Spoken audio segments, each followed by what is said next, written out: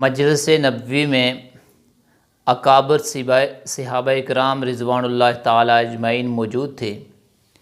ان میں حضرت ابوبکر صدیق بھی تھے، حضرت سیدنا عمر فاروق رضی اللہ تعالیٰ عنہ بھی تھے، حضرت عثمان ذو النورین بھی تھے، سیدنا علی المرتضیٰ بھی تھے۔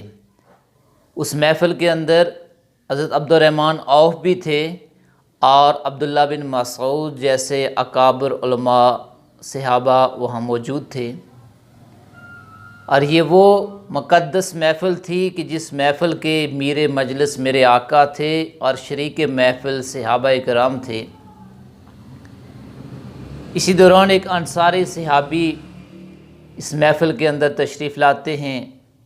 سلام دینے کے بعد ایک گوشہ کے اندر، ایک کونے کے اندر تشریف فرما ہو جاتے ہیں۔ تھوڑا سا وقت گزرتا ہے تو وہ آقا کریم علیہ السلام کی بارگاہ میں سوال کرتے ہیں، یا رسول اللہ صلی اللہ علیہ وسلم، سب سے بہتر مسلمان کون سا ہے؟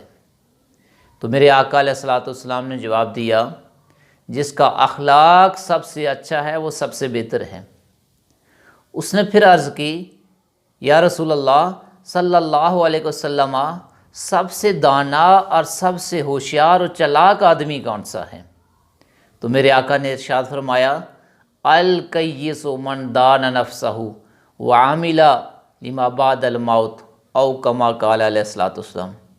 تو حضور علیہ السلام نے فرمایا، الکیس من دان نفسہ، عقل مند آدمی وہ ہے، دانا آدمی وہ ہے جو اپنے نفس کا محاسبہ کرتا ہے اور موت کو سب سے زیادہ یاد کرتا ہے، وعمل لما بعد الموت، اور موت کے بعد آنے والے مراحل کے لیے تیاری کرتا رہتا ہے۔ ہر وقت یہ تصور، یہ سوچ، یہ فکر اس کے ذہن و دل و دماغ میں ہوتی ہے کہ اس دنیا فانی کو میں نے چھوڑ جانا ہے۔ یہ اعزاء اقربا لواحقین، یہ مال و دولت، یہ خدام، یہ جاؤ مرتبہ، کوئی چیز بھی میرے ساتھ جانے والی نہیں ہے، میرے ساتھ میرے اعمال جانے والے ہیں۔ اور پھر وہ اعمال کی تیاری میں لگا رہتا ہے۔ میرے آقا علیہ السلام نے فرمایا کہ وہ سب سے دانا آدمی ہے، وہ سب سے چلاک آدمی ہے، ہوشیار آدمی وہی ہے جس نے ما بعد الموت کے لیے تیاری کی، اس کی فکر جس کے اندر پیدا ہوگی، دانا آدمی وہ ہے۔ انصاری صحابی یہ جواب سننے کے بعد محفل کے اندر بیٹھ جاتے ہیں۔ اس کے بعد میرے آقا علیہ السلام صحابہ اکرام کی طرف متوجہ ہوئے اور آپ نے حاضرین کو مخاطب کر کے کہا کہ 5 عادتیں نہایت خطرناک ہیں، 5 خصلتیں نہایت خطرناک ہیں، اللہ تم کو ان سے اپنی پناہ میں رکھے اور ان کے دیکھنے سے تم محفوظ رکھو۔ اللہ تم کو ان سے اپنی پناہ میں رکھے اور تم اس وقت کو دیکھنے سے محفوظ رہو۔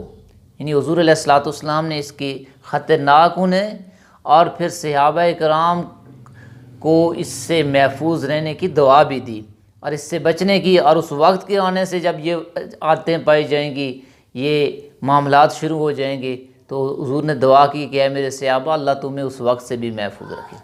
ان میں سے پہلی چیز جو میرے آقا علیہ السلام نے ارشاد فرمائی وہ یہ تھی، حضور نے فرمایا، جس قوم میں بے حیائی پھیل جاتی ہے، بے حیائی کھلم کھلا پھیل جاتی ہے، میرا اللہ اس قوم پہ طاعون اور ایسی بیماریوں کو مسلط کر دیتے ہیں جن کا نام کسی نے پہلے سنا ہی نہیں ہوتا۔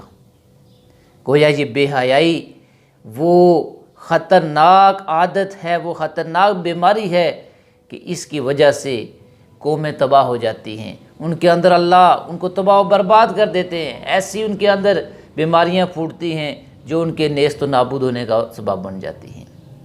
میرے آقا علیہ السلام نے ارشاد فرمایا، جو دوسری چیز جو قوم ناپ تول میں کمی کرتی ہے، ناپنے میں کمی کرتے ہیں، تولنے میں کمی کرتے ہیں، قحط سالی ان پہ مسلط ہو جاتی ہے، انہیں مشقتوں کے اندر گھیر لیا جاتا ہے اور ظالم بادشاہ ان پہ مسلط کر دیے جاتے ہیں۔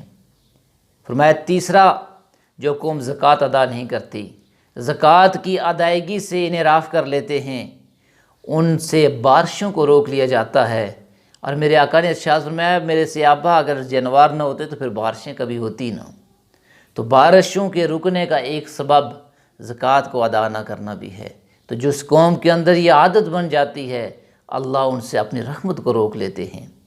اب چوتھا فرمایا جو قوم اللہ اور اس کے رسول کے ساتھ کی ہوئے عہد کو توڑتی ہے اللہ ان پہ اجنبی دشمنوں کو مسلط کر لیتے ہیں اور وہ ان کے ہاتھوں سے وہ سب کچھ چھین لیتے ہیں جو ان کے پاس ہوتا ہے۔ اور فرمایا پانچویں خطرناک چیز یہ ہے کہ جب علماء اور حکام اللہ کی کتاب کے خلاف فیصلہ کرتے ہیں تو پھر اللہ ان کے درمیان پھوٹ ڈال دیتے ہیں جس کی وجہ سے وہ قوم تباہ ہو جاتی ہے۔ میرے آقا نے ارشاد فرمایا اللہ اس وقت کو دیکھنے سے تمہیں محفوظ رکھے۔ گویا یہ وہ 5 خطرناک عادتیں ہیں، خصلتیں ہیں جس قوم کے اندر ان میں سے ایک بھی پیدا ہوگی وہ تباہ و برباد ہو جاتی ہے۔ حضور علیہ الصلوۃ والسلام کی صدقے اللہ رب العزت ان 5 عادات سے ہم سب کو محفوظ رکھے۔